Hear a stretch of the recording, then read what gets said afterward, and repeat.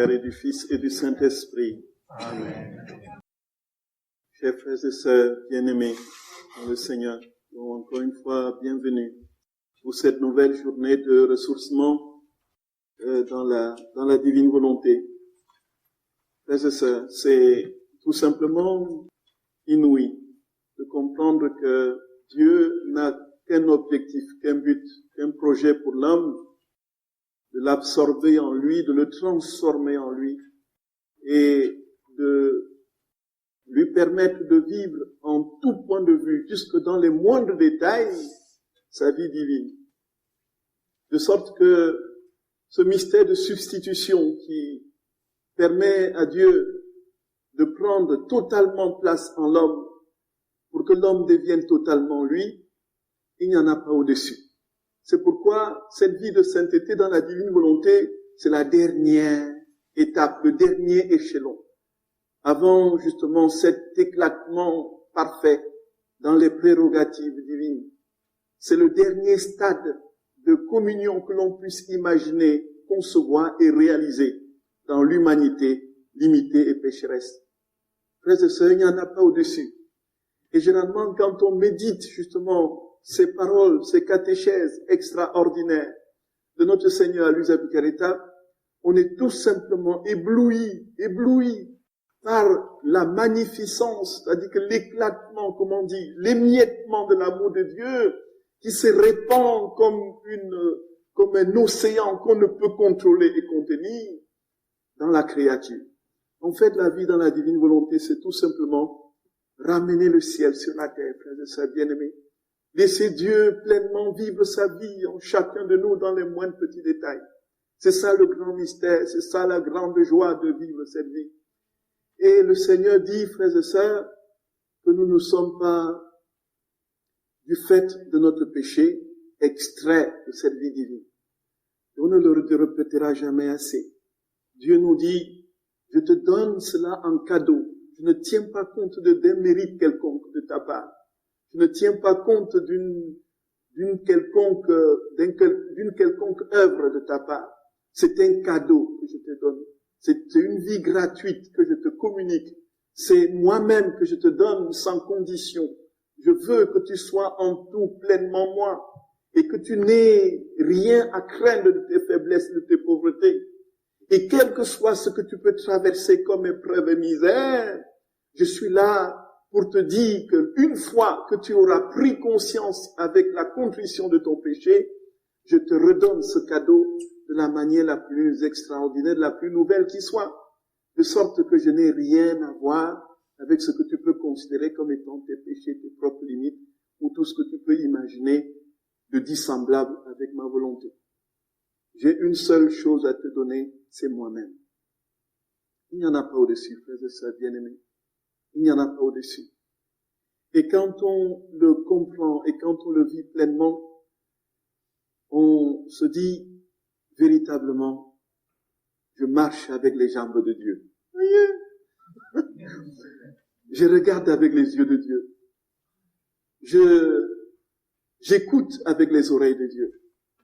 Je parle avec la voix de Dieu. Et tout ce que je peux essayer de mettre en œuvre, c'est Dieu qui le met en œuvre en moi. Et ceci, frères et sœurs, c'est tout simplement renversant. Pourquoi? Parce qu'une fois que nous avons laissé Dieu agir pleinement en nous, dans les moindres détails, et qu'il a fait tout ce que nous avons demandé qu'il fasse, nos actes sont divinisés, nos pensées sont ses pensées, et ce faisant, parce que ce sont ses pensées, ce sont ses actes, et comme il est éternel et infini, ses actes, ses pensées deviennent eux aussi éternels et infinis, et embrassent le temps et l'éternité, fait disparaître le temps, et introduit toute chose et toute réalité que ces pensées ont portée dans la sphère de l'éternité de la divinité, de sorte que tous les hommes de tous les temps, du premier jusqu'au dernier sur la terre, aura posé cet acte en lui parce que c'est lui qui les a posés. C'est pourquoi il n'y en a pas au-dessus. C'est pourquoi, frères et sœurs bien-aimés dans le Seigneur, il n'y en a pas au-dessus. Il n'y en a pas au-dessus. Il n'y en a pas au-dessus. Que Dieu vienne vivre sa vie en nous aujourd'hui, c'est tout simplement inouï. Et nous parlions la dernière fois, suite à la question de notre sœur Martine, la question des actes suspendus. Nous y sommes là, justement. Jésus dit qu'il a accompli toutes choses. Il a déjà tout fait pour nous. Donc, en fait, cette conférence que nous avons aujourd'hui, Jésus l'a déjà accomplie quand il parlait à Nazareth, en Palestine, quand il prêchait sur la montagne sainte telle qu'on la voit dans Matthieu chapitre 5, il a déjà accompli tous nos actes. Quand il a mangé dans sa maison de Nazareth avec son père Joseph, sa maman Marie, quand il était fatigué, quand il a bu, quand il a parlé, quand il a respiré, il a mangé, il a bu, il s'est reposé pour toutes les créatures passées, présentes et futures, de sorte que nos actes ont déjà été accomplis par Jésus. Oui. Nos actes ont déjà été accomplis par Jésus, frères et sœurs bien-aimés. Et Dieu nous dit simplement, Jésus nous dit tout simplement, je veux que tu viennes prendre possession de ces actes que j'ai déjà accomplis pour toi. Et que tu me laisses faire ces actes en toi maintenant, que la vie divine que j'ai déjà vécue pour toi, que tu me la laisses introduire en toi. Sinon, tous ces actes-là resteront extraits de toi-même, et elles resteront suspendues. Voilà les actes suspendus. Voyez, frères et sœurs bien-aimés. Et une fois que nous nous approprions de cette vie divine que Dieu a déjà vécue pour nous, lorsque nous lui avons permis de venir réviser cette vie en nous, réviser sa vie divine, celle que nous avons en nous, alors en ce moment particulier, frères et sœurs bien-aimés, nous devenons les duplicata de Jésus, les duplicata de Dieu. Les duplicata de Dieu. Nous imaginons, frères et sœurs, que lorsque nous prenons conscience et nous demandons à cette vie, à la divine volonté de venir prendre possession de nous, c'est Jésus qui vient faire circuler sa vie dans notre vie. Et nous avons sa bouche, nous avons ses yeux, nous avons ses pensées, ainsi de suite. Et il nous demande simplement, ne laisse pas mes actes, ta vie, telle que je l'ai déjà accomplie, rester suspendue. Laisse-la entrer en toi. Voici ce que Jésus dit, frères et sœurs bien-aimés, dans une foultitude d'autres textes dans lesquels il explique justement cette réalité, cette vérité. Il dit, dans le tome 36, en passant, j'ai fini depuis un certain temps les 36 volumes et la lecture thématique des 36 volumes, et dont, si le Seigneur le permet, dans un futur proche, on mettra à disposition les différentes questions, les différentes thématiques qui pourra permettre justement d'entrer plus facilement dans les écrits, à partir des questions qu'on a eu l'occasion d'évoquer la dernière fois. Qu'est-ce que la divine volonté? Comment nous est-elle parvenue? Et quels sont les fruits et les effets de la vie dans la divine volonté? Et quelle est la différence entre la sainteté ordinaire et la sainteté dans la divine volonté? Donc c'est là que l'on peut brasser toutes les grandes thématiques, les questions de connaissance, de la Vierge Marie, de la rédemption, de la vie trinitaire, ainsi de suite. Voici ce que Jésus dit, frères et sœurs bien-aimés. Voici ce qu'il dit. Mon amour est si grand, c'est au tome 36, pour celle qui vit dans mon divin vouloir, que ce que je fais, je le fais faire par cette créature. Je lui donne un droit sur mes actes comme s'ils étaient les siens. Et j'attends avec impatience que cette créature prenne mes pas pour marcher. Écoutons bien. J'attends avec impatience. Jésus attend avec impatience que nous prenions ces pas pour marcher. Mes mains pour travailler, ma voix pour parler, à tel point que si parfois elle omet de se servir de moi, mon amour, je lui reproche doucement et avec une indicible tendresse, je lui dis, aujourd'hui, tu ne m'as pas fait marcher, mes pas attendaient de marcher en toi et tu les as rendus immobiles. Aujourd'hui, mes œuvres sont suspendues parce que tu ne m'as pas donné l'espace où travailler de tes mains. J'ai toujours gardé le silence parce que tu ne m'as pas laissé parler dans ta voix. Voyez, très souvent, nous laissons autre chose parler en nous. C'est notre voix qui remplit l'espace de bruit inutile. Nous laissons Jésus de côté alors que c'est lui qui veut parler en nous. Voyez, tu vois, j'ai même des larmes sur mon visage parce que tu ne les as pas enlevées pour te laver toi-même, te rafraîchir dans mon amour et faire un bain pour qui m'offense. Et je sens toujours mon visage inondé de larmes. Aujourd'hui, mes souffrances sont sans les baisers, la douceur de celle qui m'aime, et elle me semble plus amère.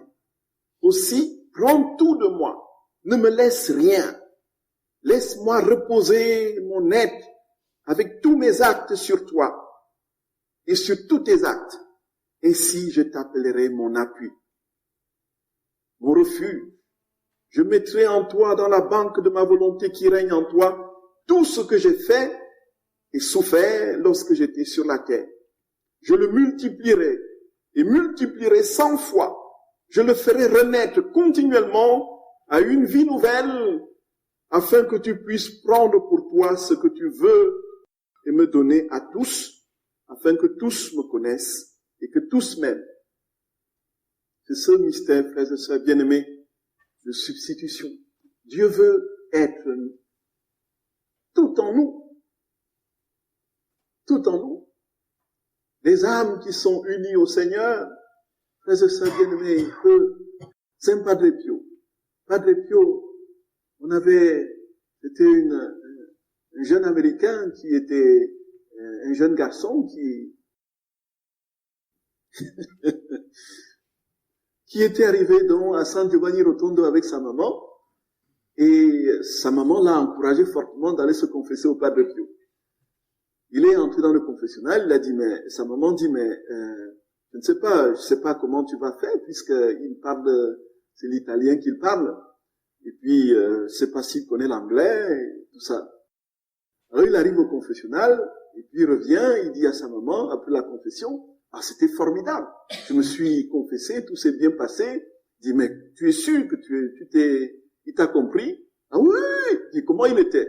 Il t'a parlé en quelle langue? Mais c'était un anglais, il a même mieux parlé que nous. Il dit, comment il était?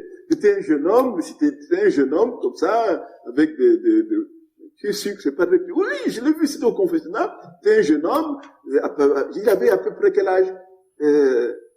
Dans les 33 ans comme ça. Bon, Padre Pio avait 80 ans déjà. Hein. Et puis comment il était? Décris-le-moi. Alors il avait des cheveux, des yeux bleus, il y avait des cheveux qui tombaient de part et d'autre. Tu es sûr? Oui, je me suis confessé, c'est bien lui. Voyez. Et là, frères et sœurs bien-aimés, qu'est-ce qui a pu se passer dans le confessionnal? Là, Padre Pio était tellement transparent de Dieu. Était tellement transparent que Jésus est venu tranquillement s'installer en lui. Voyez?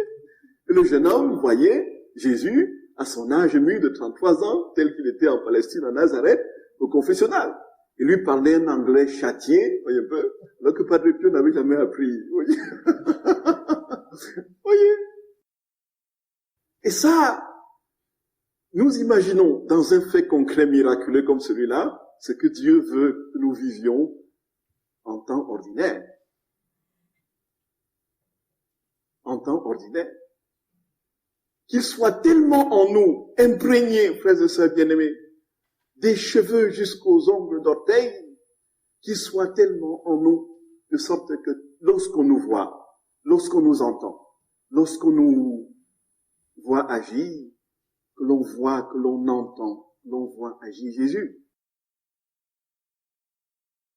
Cette vie de plénitude en Dieu. C'est ça, frères et sœurs bien-aimés. C'est ça, frères et sœurs. Donc je le rappelle simplement parce que pour ceux qui prennent le train en marche, pour comprendre ce que c'est que cette vie dans la divine volonté. C'est pourquoi il n'y en a pas au-dessus, frères et sœurs bien-aimés. Les autres saintetés, jusqu'ici, préparaient cette sainteté, comme Jésus le dit lui-même. Et si l'Église l'a reconnu et commence déjà, de toutes les façons, les textes officiels sont en train de paraître, le texte en italien, la version officielle traduite par le Vatican, est déjà tout près de paraître puisqu'on nous a donné la librairie qui va la vendre en Italie. Les autres versions en français vont paraître, dans d'autres langues paraîtront. Et c'est parce qu'il n'y en a pas au-dessus. C'est la dernière version de la vie spirituelle avant la parousie. Dieu en l'homme et l'homme en Dieu, ne faisant plus qu'un avec lui. Et ce faisant, frères et sœurs bien-aimés, je rappelle, autre élément de cette vie dans la divine volonté, c'est la forme de prière que Jésus enseigne. Je le dis avant d'entrer dans le sujet d'aujourd'hui. La prière que Jésus enseigne finalement devient une prière qui n'est plus simplement limitée à l'exaucement de nos desiderata temporels et grégaires. La santé, c'est bien, c'est bien, mais il y a plus que la santé.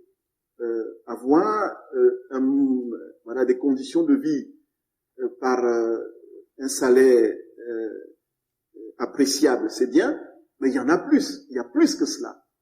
Et de toutes les façons, les bonheurs que nous avons tenté de mettre bout à bout pour essayer de constituer une sécurité d'un point de vue humain, ces bonheurs sont contingents et sujets justement à la fragilité, puisqu'ils peuvent un moment ou un autre ne plus être. Nous pouvons un jour perdre notre travail et nous retrouver sur la paille.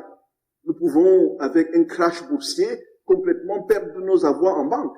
Et rien ne nous dit que les temps à venir, avec ce que les économistes prévoient, je ne parle pas des gens qui ont des visions, hein, je parle des scientifiques qui disent que à l'allure où va le monde sur le plan économique, on ne pourra pas durer longtemps comme ça. Il faudra prévoir un moment, un crash. Peut-être certains économistes disent que la crise de 1929, n'est-ce pas, sera, n'est-ce pas, un enfant de cœur à côté de ce qui va se produire. Et tout cela est relatif. La santé, je peux l'avoir aujourd'hui, demain je peux la perdre. Demain je peux, n'est-ce pas, je peux être hyper brillant et incroyablement puissant sur le plan intellectuel aujourd'hui, et demain être frappé d'Alzheimer. Tout est relatif. Tout est relatif. Mais la seule réalité, frères et sœurs bien-aimés, qui dépasse les conditionnements et les contingences, c'est la vie de Dieu. Et Dieu nous dit que la prière que nous pouvons faire désormais ne pourra plus simplement se limiter à ces petits désirs qui certes sont légitimes, puisque Jésus nous dit de l'aide de lui demander, mais qui ne sont pas le tout du bonheur humain. Il y en a au-dessus, bien plus que ce que nous pouvons imaginer et concevoir, la plénitude de cette vie que nous demandons au Seigneur pour nous-mêmes, et surtout pour l'humanité passée, présente et future, puisque tout étant en Dieu, dans son acte unique et éternel, en entrant dans cet acte unique et éternel, j'embrasse l'humanité entière. Voyez, frères et sœurs bien-aimés dans le Seigneur. Voyez ça, mes chers sœurs bien-aimés. Voyez ça, mes chères sœurs d'amour. Voyez ça, chers sœurs et frères. Voyez ça. Voyez ça. Et qu'y a-t-il de plus beau, de plus noble, de plus grand, de plus fort que cette vie? Et là, la prière maintenant qu'il nous demande de faire dans cette vie divine, dans cette sainteté, cette forme de c'est la prière qu'il appelle les rondes, les tournées de la création, les tournées de la rédemption, les tournées de la sanctification. Encore une fois, tous les êtres ont été créés par amour. Tout est sorti de l'amour de Dieu. Tout ce que nous sommes, de l'infiniment petit à l'infiniment grand, vient de l'amour de Dieu. Et puisque tout a été diffracté, généré par l'amour infini de Dieu, il est du devoir de la créature, et même de la création, de rendre à Dieu, n'est-ce pas, l'amour qu'il lui a remis. Mais l'homme est incapable de lui donner l'amour, justement, que Dieu lui donne. La création est incapable de lui rendre l'amour. Déjà, pour ce qui concerne l'homme, l'amour de Dieu est tel que l'amour humain ne sera jamais véritablement à mesure de l'équivaloir. L'amour humain est limité comme la créature, comme il est limité l'homme. Il est en plus du fait du péché soumis au conditionnement soit du péché des passions, alors que l'amour de Dieu est infini et pur. Il faut donc que l'homme soit capable, pour que cet amour soit vrai, de lui rendre un amour infini et pur. Or, l'homme en est incapable. Qui peut rendre à Dieu l'amour infini et pur si ce n'est Dieu lui-même? Et Dieu vient donc, la vie dans la divine volonté consiste donc à laisser Dieu venir lui-même lui rendre cet amour, cette adoration, cette action de grâce et ce merci. Dieu aime de son amour, il s'aime lui-même de son amour. S'il est en nous, c'est lui qui s'aimera lui-même. Or, il faut, ça c'est pour l'homme, et l'homme peut le lui rendre en conscience, puisqu'il a les dotés de parole et d'intelligence. Mais pour ce qui est de la créature inanimée, elle n'est pas consciente, elle n'a pas de parole, ainsi de suite. Pourtant, il faut que les vents, les tempêtes, n'est-ce pas, les oiseaux, tous les êtres qui ne sont pas conscients, qui n'ont pas une âme, rendent eux aussi gloire à Dieu. Lui rendre aussi adoration, amour et action de grâce. Alors, puisqu'ils ne sont pas capables de cela, c'est le travail de l'homme de leur affecter sa propre parole, de leur prêter sa propre voix. Cette fois-ci, cette voix qui n'est plus celle de l'homme, mais de Dieu, qui est en l'homme, qui vit en l'homme, prêter sa voix à la création, pour que la création rende gloire à Dieu. Daniel, c'est le livre de Daniel, le cantique de Daniel. Et vous, les mers et les rivières, et vous, les soleils et la lune, et vous, les étoiles, et vous, ainsi de suite, les baleines, et vous, voilà. Ainsi, l'homme prête sa voix à la création, et la création rend gloire à Dieu à travers la voix de l'homme. Et voilà, frères et sœurs bien-aimés, le principe fondement des rondes, et dont les rondes consistent à parcourir, pour ce qui est de la création, tous les éléments de la création, dans l'acte unique et éternel de Dieu, de poser sur chaque élément de la création son je t'aime, son je t'adore, son je te remercie. Au nom de tous et pour tous, et ainsi Dieu sera tout en tous. Oui. Voyez, frères et sœurs bien-aimés. Voyez, frères et sœurs bien-aimés, le Seigneur. Voyez. Voilà.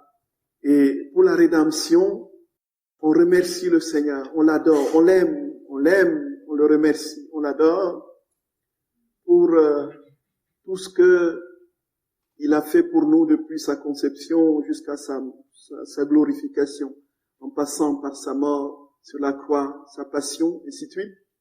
On l'aime, on le remercie pour chaque acte qu'il a posé, pour chaque prédication qu'il a posée, de sorte que quand nous avons un texte de l'Évangile, nous pouvons sur chaque texte de l'Évangile faire une prière des rondes. La multiplication des pains, Jean au chapitre 6, je t'aime, je te remercie, je te bénis dans ta divine volonté, au nom de tous et pour tous, Seigneur, pour ce pain que tu as multiplié, pour cette foule, pour ce garçon qui avait, voilà.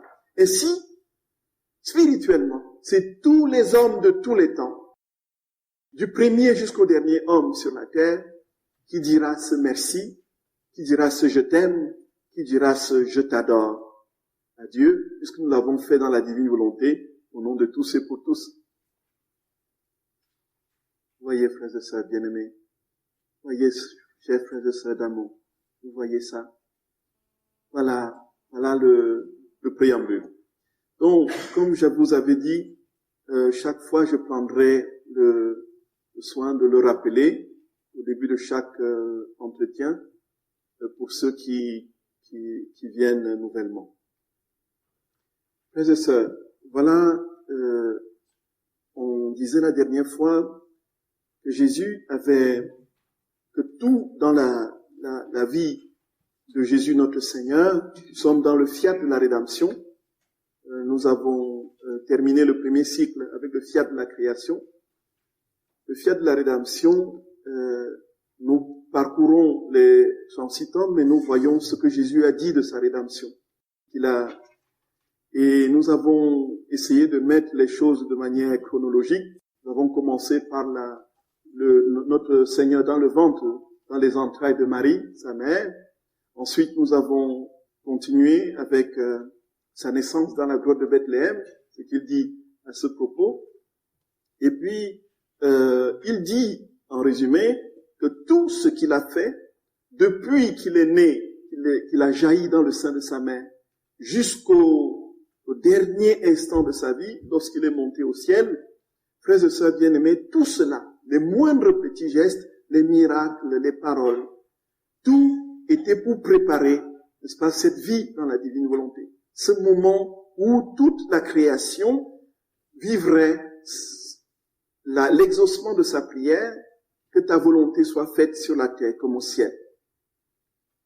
Et ceci, il le dit, il le martèle chaque fois. Donc de sorte que dans chaque moindre petit fait de sa vie, il dit que cela avait soit une symbolique, soit annonçait de manière proleptique ce qui devait arriver. Donc, annoncer et préparer le règne de la vie dans la divine volonté, tel que il nous a demandé de le demander à son Père dans la prière de notre Père, que ta volonté soit faite sur la terre comme au ciel. C'est à quoi nous y parviendrons, frères et sœurs. Et il a dit que lorsqu'il était dans le sein de sa mère, il vivait tout avec sa mère. Et lorsqu'il a jailli, n'est-ce pas, du sein de sa mère, il était dans la grotte de Bethléem, c'était la vive lumière, justement, née à minuit, justement, pour faire dissiper les ténèbres de la volonté humaine pour éclore le jour de la vie dans la divine volonté.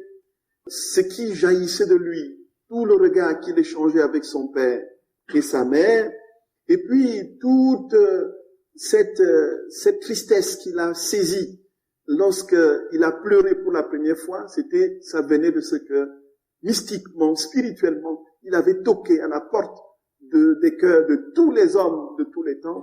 Justement, il avait toqué en ce moment. Et puisque cette nuit de Noël, tout le monde a senti que quelque chose s'était passé, et il voulait entrer. Et quand il s'est rendu compte que de nombreux cœurs étaient fermés à sa proposition, il s'est mis à pleurer. Et là, on a parlé longuement des pleurs de Jésus. Ça bien aimé. Les pleurs de Jésus. Qui sont simplement liés au fait que l'homme ne veut pas accueillir cette vie divine en lui. L'homme ne veut pas vivre cette vie de Dieu en lui. L'homme refuse à fermer définitivement la porte à l'amour et travaille naturellement du fait de sa volonté permissive, limitée et empreinte de passion, travaille justement à s'éloigner davantage, à faire son malheur en s'éloignant toujours plus de la volonté divine. Et ce faisant, Dieu entre dans une tristesse profonde. L'enfant Jésus a pleuré simplement parce que son règne n'était pas accueilli par les créatures quand il est né. Voyez ça, frères et sœurs bien-aimés. Voyez ça. Et il dit ensuite que quand il est entré dans la condition humaine, le prochain fait qu'il décrit, du moins dans la chronologie de sa vie, c'est la circoncision. On a évoqué assez rapidement la circoncision la dernière fois. Il dit que même quand il a été circoncis, le 8e jour, conformément à la loi, c'était toujours en lien avec la vie dans la divine volonté. Ouais. Donc je reprends un peu la citation que nous avons donnée la dernière fois et la continuer. Il dit, tout petit encore, je me suis soumis à la cruelle blessure de la circoncision qui m'a fait pleurer des larmes amères. Et non seulement à moi, mais à ma maman et à mon cher Saint Joseph. C'était la coupure de la volonté humaine que je voulais faire pour que la créature puisse laisser couler dans cette coupure la vie divine. et qu'une volonté brisée ne puisse jamais renaître à la vie, sinon la mienne, qui avait coulé dans cette coupure pour y recommencer sa vie. Voilà. Ma fille, dans la première époque de sa vie, en péchant, Adam a causé à son âme une blessure, d'où est sortie la divine volonté. Et à sa place sont entrées les ténèbres, les misères et les faiblesses, qui formaient le verre du bois de tous les biens de l'homme. Ainsi, s'il possède un bien quelconque en dehors de ma divine volonté, quels que soient ces biens, ils sont mangés par les vers, ils sont rongés par les vers vermoulus, sans substance, et par conséquent sans force et sans valeur. Et moi, qui l'aime tant, dans les premiers jours de ma vie ici-bas, j'ai voulu me soumettre. Écoutons bien, frères et sœurs bien-aimés, écoutons bien. J'ai voulu me soumettre à la circoncision, souffrir une coupure très cruelle, au point de m'arracher des larmes. Et par cette blessure, j'ai ouvert la porte à la volonté humaine pour la laisser entrer de nouveau dans la mienne. Ainsi, afin que ma blessure puisse guérir celle de la volonté humaine et enclore de nouveau l'homme dans mon divin fiat qui le débarrasserait du ver, des misères, des faiblesses et des ténèbres. Et en vertu de mon fiat omnipotent, tous ces biens seraient refaits et restaurés. Nous avons compris. Frères et sœurs, il dit que quand Adam est sorti de la divine volonté, il y a eu une coupure. Il a été circoncis dramatiquement, malheureusement, une coupure dans la vie divine qui l'habitait. Et à la place est entrée la volonté humaine, ses passions, ainsi de suite. Voyez. Et Jésus, quand il vient dans le rite de la circoncision, qui paraît quelque chose de naturel,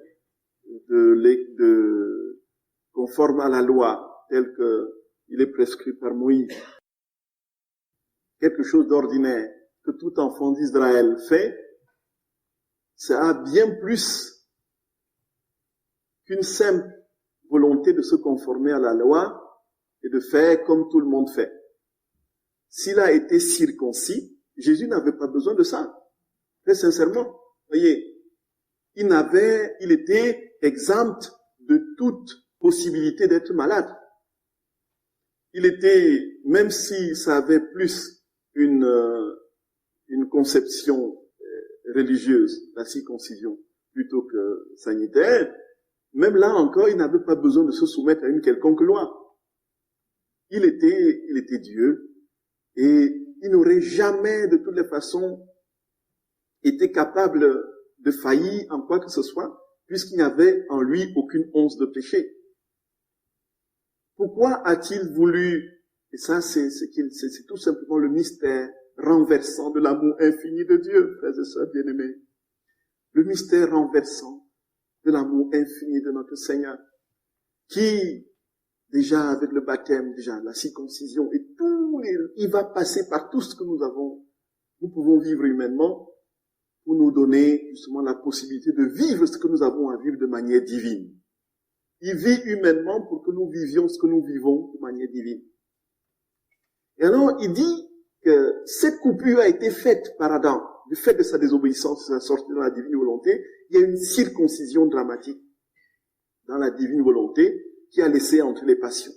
Et maintenant, quand il vient se faire circoncire, il fait de nouveau une coupure, cette fois-ci dans la volonté humaine, pour laisser entrer la vie divine. Voyez ça, frères et sœurs. Voyez ça, frères et sœurs bien-aimés. Et donc tout, dans ce que Jésus a fait, était toujours dans le but de permettre à l'homme de vivre cette vie divine, y compris dans les actes les plus ordinaires. Et on peut le penser, frères et sœurs bien-aimés, dans tout ce qu'on peut imaginer de noble dans l'acte humain, y compris des actes physiologiques. C'est inouï. C'est fou. C'est fou. Et Jésus dit, frères et sœurs, que voilà ce qu'il l'a poussé à faire la circoncision. Et puis, il parle de la fuite en Égypte. La fuite en Égypte. Voici ce qu'il dit. Il dit, petit encore, j'ai voulu fuir en Égypte. Une volonté tyrannique et inique voulait me tuer, symbole de la volonté humaine qui veut tuer la mienne. Effectivement, c'est ça en fait. C'est l'homme dans la puissance de sa volonté, Hérode qui, dans la farouche volonté humaine de conquérir tout et d'être le seul roi de l'univers, veut tuer l'enfant Dieu. Donc veut tuer la vie divine, en quelque sorte. Et j'ai fui afin de dire à tous, fuyez la volonté humaine si vous ne voulez pas que la mienne soit tuée. Ma vie entière n'était rien d'autre que l'appel de la divine volonté dans l'humanité.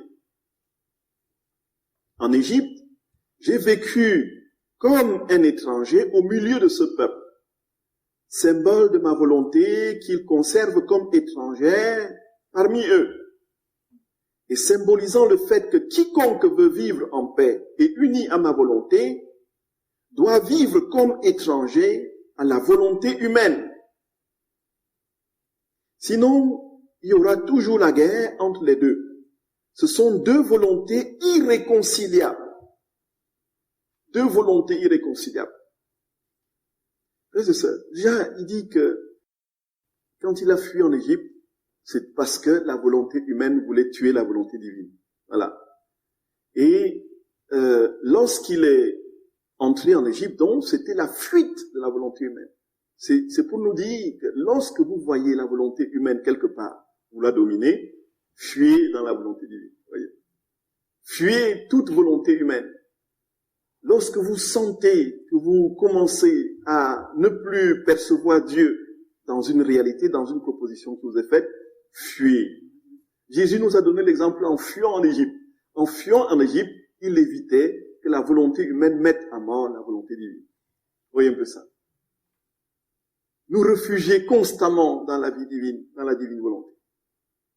Et ceci, frères et sœurs bien-aimés, on ne le dira jamais assez, le secret de la victoire chrétienne est là, c'est arriver progressivement à mourir à soi-même.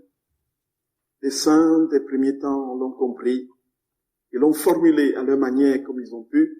La vérité, la voici, frères et sœurs bien-aimés, c'est que le Seigneur nous le martèle, si tu veux faire ta volonté, sois sûr que tu vas à ta propre perte. Et que la seule chose que je te demande, c'est d'accepter, de laisser ma volonté couler en toi, dans les moindres interstices de ton être. Que ce soit moi qui vive, que tu ne fasses rien sans me demander de le faire, toi. Et si nous avons cet exercice quotidien, régulier, frères et sœurs bien-aimés, nous verrons progressivement nos vies se transformer et se liquéfier dans la vie de Dieu et se transformer en amour. Nous serons des boules d'amour ambulantes. Voyez un peu. Voyez ça, mes très chers. Voyez ça. Tout ce que nous aurons à diffracter, ce qui sortira de nous, ce ne sera que douceur, amour, tendresse. C'est ça, frères et sœurs bien-aimés. C'est cela.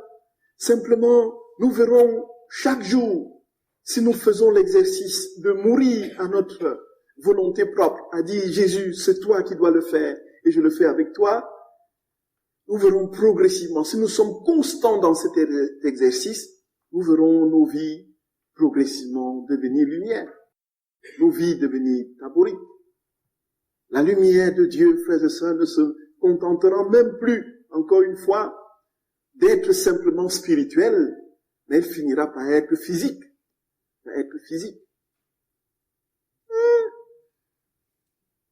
Je suis pas encore là, mais j'espère que, oui, on dit que, comme Padre Pio, et puis Saint François d'Assise, et beaucoup d'autres, Saint, on les appelle encore, oui, tout à fait, Saint Séraphin de Sarov, et ainsi de suite, qui étaient des lumières non pas simplement au sens figuré du terme, mais au sens propre. On a eu l'occasion de parler de Padre Pio et de cette vie d'union au Seigneur qui, après l'Eucharistie, était complètement translucide. Il était tellement lumineux au sens propre du terme qu'on avait l'impression qu'une boule, n'est-ce pas, de lumière l'éclairait de l'intérieur et irradiait autour de lui. Les gens pouvaient s'approcher et faire les lumières éteintes et faire la lecture près de Padre Pio qui les éclairait. Voyez, voyez. Et quand la vie dans la divine volonté va se répandre, n'est-ce pas, dans toute la création, et que nous serons tous, n'est-ce pas, dans cette vie de manière stable et constante, nous serons des bouts de lumière. Un peu. Les sociétés d'électricité n'auront plus lieu d'être et vont faire faillite. Voyez. Exactement. Nous serons effectivement, comme on dit, des lucioles, ouais, un peu. Des petites lucioles, là, ainsi de suite. Notre chemin, partout où nous passerons, nous allons éclairer. Les lumières. Frères et sœurs bien-aimés. Oui. Référence pour la fuite en Égypte dans les livres. La fuite en Égypte, mon frère, j'ai pas terminé. C'est le tome 20 au 1er janvier 1927. Oui. Je vous donne tout clair.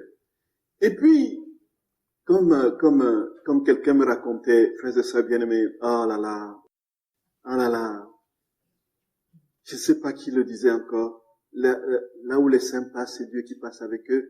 C'est qui encore qui disait ça? Oui. Donc, c'est le curé d'Ars. Tout à fait, exactement. Oui, c'est ça. Quelqu'un me racontait, frères et sœurs, on parle de Saint Jean-Paul II. Oh là là, Saint Jean-Paul II. Donc, c'était, vous connaissez le pape, hein. C'était le pape vraiment qui aura marqué sa génération par sa vie intérieure. Et il a vécu une communion avec le Seigneur de manière, c'est-à-dire que d'un point de vue humain, c'est tout simplement au-delà, frères et sœurs bien-aimés, de ce que nous pouvons, nous, essayer d'imiter. C'était vraiment un être, une âme spéciale, une âme solaire. Voyez. Jean-Paul II, quelqu'un me raconte, très concrètement, une personne que je connais bien, que c'était au passage de Jean-Paul II à Lourdes, et il avait attendu des heures et des heures. Jean-Paul II devait passer, ils étaient là depuis le matin, je crois qu'il devait passer à 16 heures, il était là depuis le matin à 4 heures pour s'agglutiner sur le petit. Alors, personne n'osait bouger et tout ça, même aller aux toilettes, c'était un problème, parce que si on allait aux toilettes, quelqu'un d'autre prenait votre place, donc il fallait se préparer la veille, ne pas boire la veille, un peu, pour ne pas être tenté d'aller aux toilettes une fois qu'on serait agglutiné sur le passage en attendant Jean-Paul II, voyez un peu. Et puis, à un moment donné, elle se dit, mais quelle est cette folie? Qu'est-ce que je suis en train de... Pour avoir une seconde de passage du pape là, devant moi, je vais me faire tout ce tas de sacrifices pour arriver, juste pour une seconde de passage. C'est insensé tout cela. Et elle était parfois même découragée dans l'attente, et puis elle a dit, bon, quand même, évoluons avec la foi. Et puis, le temps passe, le moment du passage du pape approche, et c'est la fièvre dans l'assemblée, les bousculades commencent, elle est complètement, étouffée par les bousculades, elle se dit, mais qu'est-ce que je fais ici? Elle est tentée de s'extraire de la foule, de fuir tranquillement. Elle est retenue, elle attend, elle patiente, et puis, manque de bol, le pape arrive, il est non seulement très loin, mais il y a encore tellement de gens, n'est-ce pas, qui l'entourent, et ainsi de suite. La seule chose qu'elle a pu apercevoir au passage du pape, c'était le bout de sa chaussure rouge. Voyez. Oui. Et puis, lorsqu'elle a vu la chaussure rouge, elle dit qu'elle ne sait pas ce qui s'est passé en elle. Elle a été remplie d'un amour incontrôlable. Elle a commencé à pleurer de toutes ses larmes. Elle a commencé à une joie surnaturelle l'a saisie de part en part. Tout son être ne faisait que vibrer de joie. Un peu. Et puis, elle se dit, mais qu'est-ce qui est en train de se passer? Frères et sœurs bien-aimés, quand elle est rentrée à la maison, Elle n'a pas dormi pendant une semaine. Tous les jours, elle était remplie, complètement immergée dans cette joie, toute la semaine. Et elle voyait, sa vie a complètement basculé. Il y avait des choses, des problèmes sérieux qu'elle portait, qu'elle trimballait, qui se sont évanouis subitement. Il y avait des situations il y avait même des maladies qu'elle avait qui ont disparu. Simplement parce qu'elle a aperçu le bout de la chaussure rouge du pape. Voyez. Alors, qu'est-ce qui se passe, frères et sœurs bien-aimés? C'est que l'amour du Seigneur distille à travers. Pour moi, il fallait voir ce pape-là à la télé. Chaque fois que je le voyais à la télé, je savais pas ce qui me saisissait, je me mettais à pleurer. À chaudes larmes. Quand il apparaissait, il y avait c'est ça, frères et sœurs bien-aimés, c'est cette vie divine. Et quand on connaît l'histoire du pape Jean-Paul II, comment il était constamment, il passait toutes ses nuits à prier. Toutes ses nuits à prier. Il ne dormait pas, frères et sœurs. Et malin comme il était, il essayait le matin de tromper, n'est-ce pas, la vigilance des sœurs qui s'occupaient de ranger sa chambre. Et il mettait le lit sens dessus dessous pour donner l'impression qu'il avait dormi sur le lit, alors qu'il avait dormi sur son bureau était devant le Saint-Sacrement dans sa chapelle privée. Toutes les décisions qu'il a prises pendant son pontificat étaient devant le Saint-Sacrement. Il avait un bureau. Il allait rendre visite à l'un de ses amis cardinaux et il dormait, il se couchait sur le sol en prière toute la nuit devant le Seigneur, au point où son ami a eu pitié de lui, il a changé le carrelage, il a mis plutôt un plancher pour que ce soit moins douloureux pour lui. On le cherche partout dans les lieux un jour en Amérique latine, c'était une crise panique, on ne retrouvait plus le pape. On se demandait où il était, et ainsi de suite. On l'a fouillé partout, et puis on a commencé, certains ont failli, n'est-ce pas, parmi la garde rapprochée, lancer l'alerte générale. On l'avait cherché partout, sauf là où il fallait le trouver. Le chercher. Il était à l'église, à la chapelle, en prière, les bras en croix, devant notre Seigneur. Devant notre Seigneur. Et ceci, frères et sœurs bien-aimés, pour dire quoi? Il est simplement dit que quand on est rempli de Dieu, que nous parlions ou nous ne parlions pas, ça fait son effet. Même si on aperçoit que le bout d'une semelle, il a fait plus fort que Jésus, hein. Parce que Jésus dit, celui qui croit en moi fera des choses que je fais et même des plus grandes, car je vais vers le Père. La femme hémorroïde a touché le vêtement de Jésus, n'est-ce pas? Elle a été guérie de son. Et cette dame dont je vous parle a juste aperçu le bout rouge n'a même pas eu besoin de toucher. Donc, tout simplement, pour dire, frères et sœurs bien-aimés, si nous fuyons dans la divine volonté, comme Jésus fuit en Égypte pour éviter la volonté humaine, nous avons là le secret de la victoire chrétienne. Et puis il dit qu'en Égypte, il a vécu comme un étranger au milieu du peuple. Donc, symbole de sa volonté qu'il conserve comme étranger parmi eux. Donc, et symbolisant le fait que quiconque veut vivre en paix et uni à ma volonté, doit vivre comme étranger à la volonté humaine. Sinon, il y aura toujours la guerre entre les deux. Donc, quand il est allé en Égypte, frères et sœurs bien-aimés, il était un étranger. Donc, c'était la volonté divine qui était étrangère à la volonté humaine. Et si nous voulons vivre véritablement unis à Dieu, nous devons vivre constamment comme des étrangers. Étrangers à la vie humaine. Comme disait, n'est-ce pas, nous sommes ici en pèlerinage. Être constamment dans cet esprit du pèlerin qui ne peut s'attarder nulle part, qui continue son chemin et qui ne peut s'attacher à rien parce que demain il ne sera plus là. De même, par rapport à la volonté humaine, que je serais bien aimé, être des étrangers. Voyez. Sinon, dit-il, il y a une guerre terrible entre les deux. Il dit, ce sont deux volontés irréconciliables.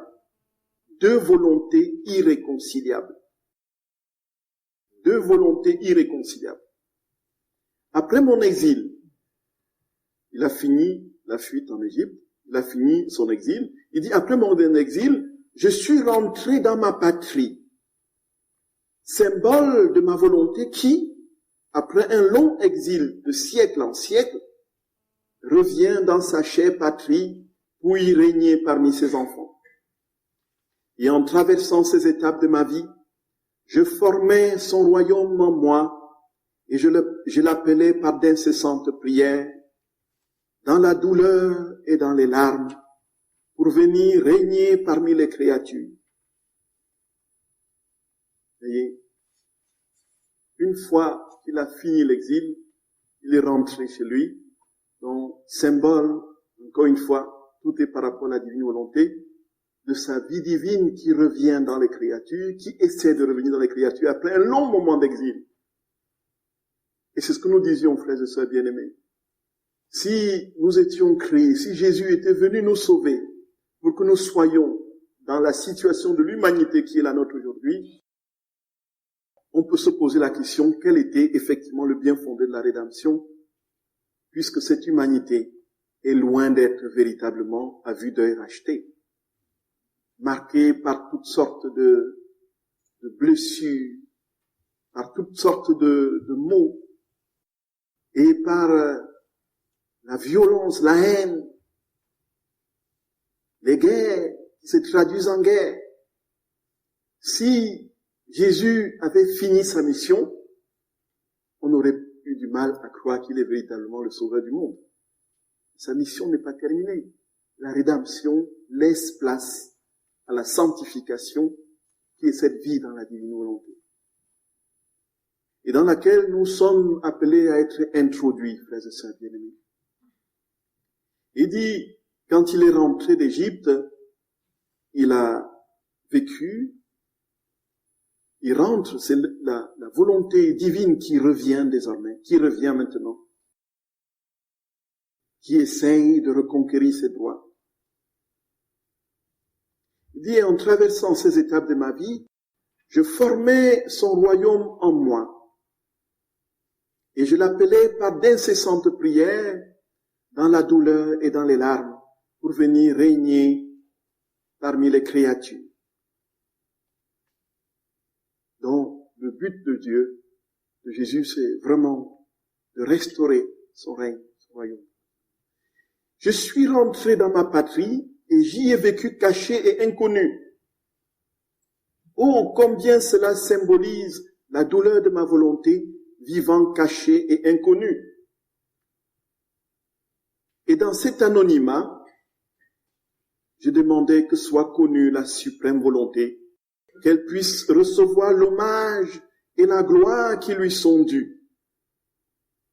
Chaque chose que je faisais symbolisait une souffrance de ma volonté, la condition où les créatures la plaçaient, et un appel à revenir dans son royaume. C'est ce que je veux que soit ta vie.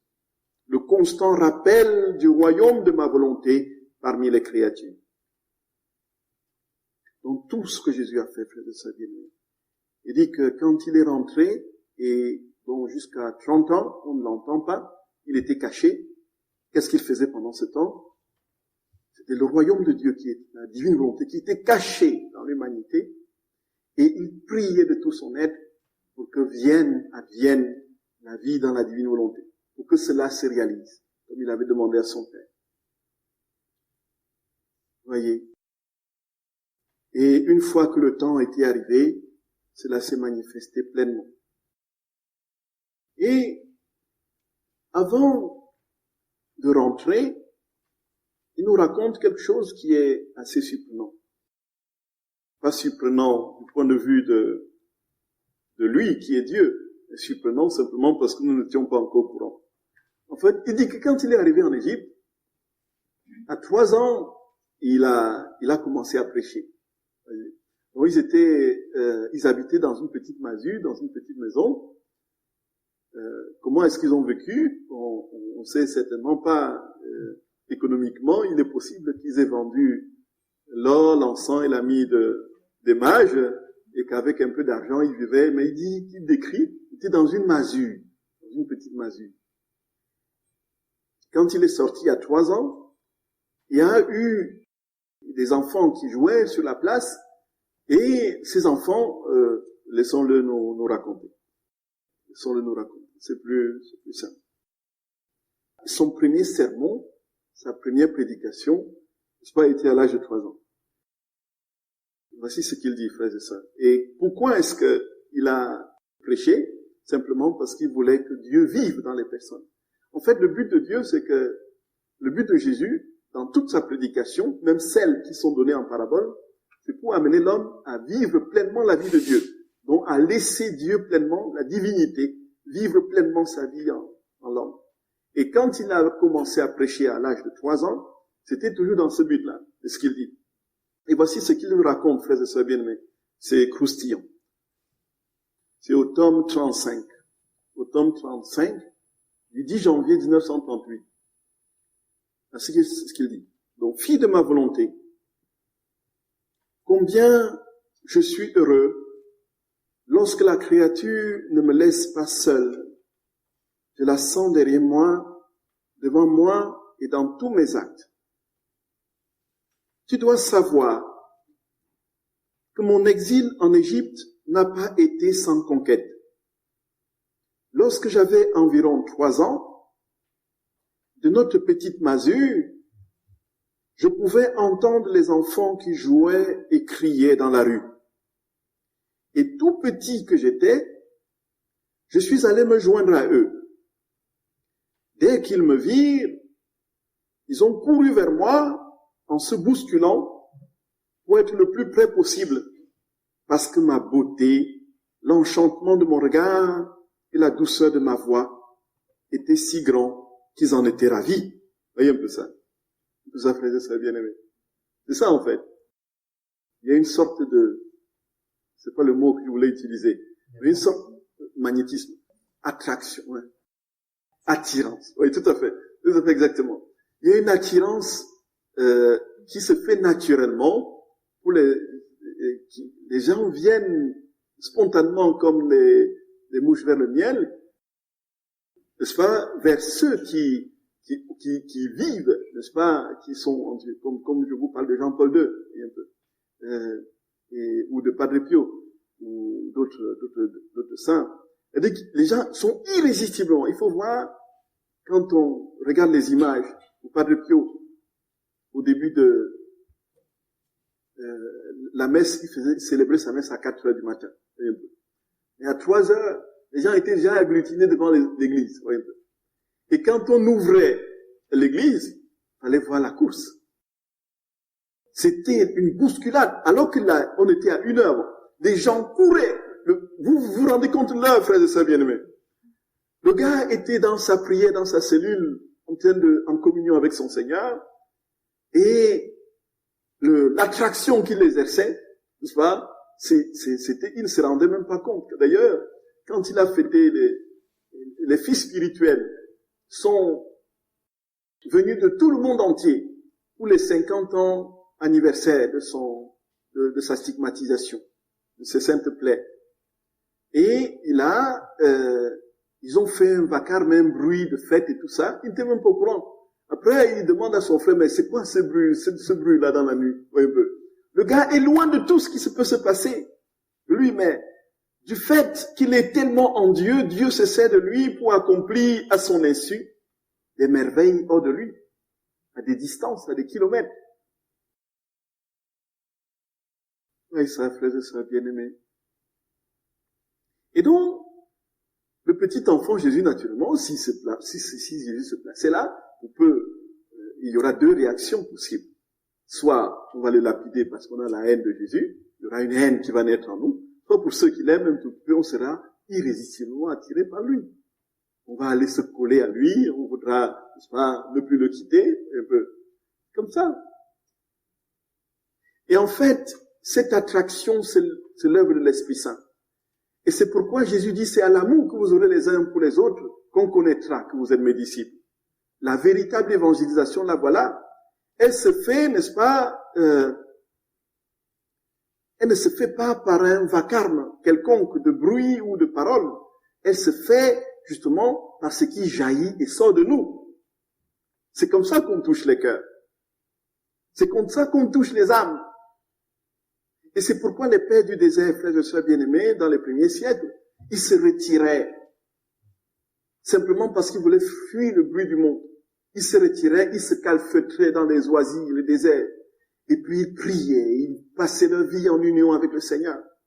Et tôt ou tard, des centaines et des centaines de milliers de personnes venaient les trouver.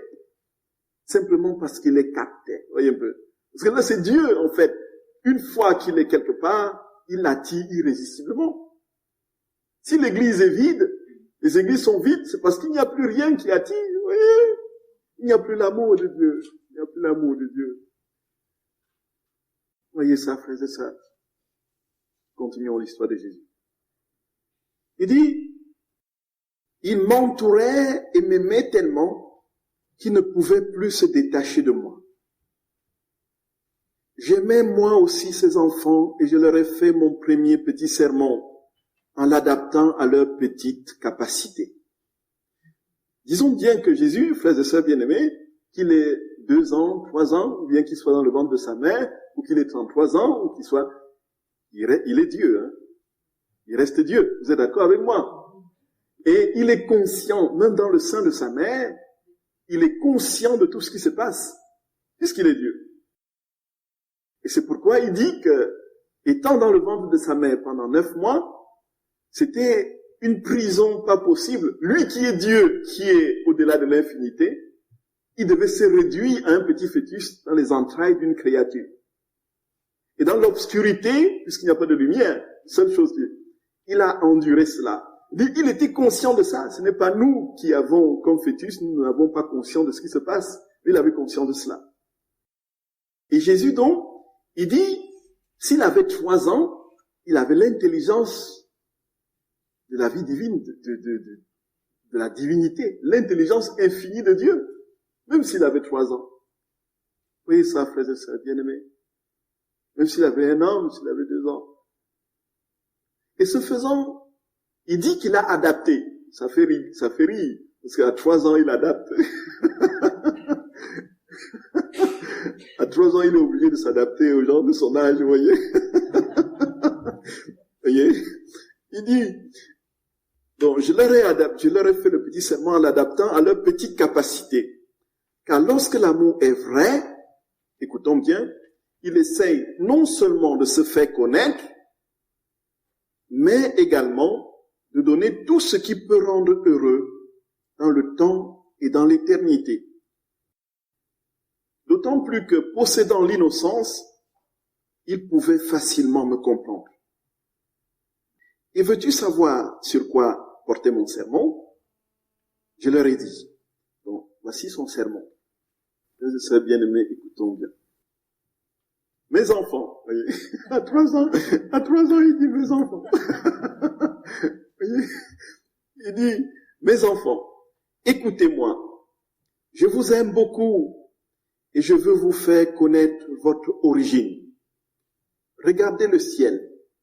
Vous avez là-haut un Père céleste qui vous aime beaucoup et qui ne s'est pas contenté d'être seulement votre Père du ciel, de vous guider, de créer pour vous un soleil, une mer, une terre et des fleurs pour vous rendre heureux, vous aimant d'un amour exubérant.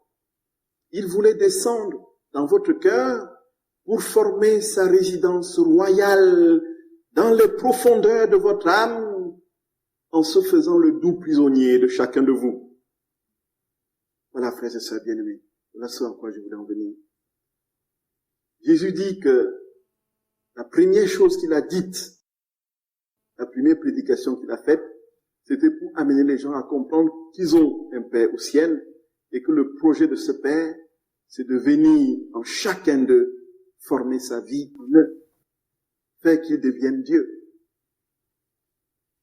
Mais pour faire quoi? Pour donner vie à votre cœur, votre souffle et votre mouvement. Ainsi, lorsque vous marchez, il marche dans vos pas. Il bouge avec vos petites mains. Il parle avec votre voix. Et lorsqu'il vous aime beaucoup, lorsque vous marchez ou bougez, il vous embrasse, il vous serre dans ses bras et vous porte en triomphe comme ses propres et chers enfants. Combien de baisers et d'étreintes cachés notre céleste Père ne vous donne-t-il pas? Mais puisque par manque d'attention, vous n'avez pas laissé votre baiser rencontrer son baiser et vos étreintes rencontrer son embrassement paternel, il était dans la douleur de voir que ses enfants ne l'embrassaient pas. Voyons, frères et sœurs bien-aimés, donc la première prédication, c'était de dire, laissez Dieu vivre en vous. Laissez Dieu vivre en vous. Laissez le Père Céleste utiliser vos mains, vos bras, vos pieds, votre voix. Laissez le Père Céleste vivre sa vie en vous. C'est tout. C'est tout, mes chers frères et sœurs bien-aimés. C'est tout. C'est tout. Mes chers enfants, savez-vous ce que ce céleste Père veut de vous? Il veut être reconnu en vous et avoir sa propre place dans le centre de votre âme. Et comme il vous donne toutes choses, il n'est rien qu'il ne vous donne pas. Il veut votre amour en tout ce que vous faites. Aimez-le. Que l'amour soit toujours dans votre petit cœur, sur vos lèvres, dans vos œuvres, en toutes choses. Et ce sera la délicieuse nourriture que vous donnerez à sa paternité. Voilà. Frères et sœurs bien-aimés, que nous dit d'autres, sinon d'aimer le Seigneur, de l'aimer, frères et sœurs, de l'aimer, de l'aimer, de l'aimer, de l'aimer. Tout est une question d'amour. Tout est une question d'amour. Si nous aimons notre Seigneur de tout notre être, si nous laissons notre cœur se déchirer, brûler, consumer d'amour pour lui, il nous donne le cadeau de sa vie divine. Il vit pleinement sa vie en nous, dans les moindres petits détails. C'est cela la vie divine. C'est cela la vie dans la divine volonté. Et Jésus commence par là, il finit par là. Il est venu pour cela. Il veut que ce soit déjà ici maintenant. Pas seulement après la mort, mais déjà ici maintenant. Et c'est possible. Frères et sœurs bien-aimés, nous allons nous arrêter là pour ce matin.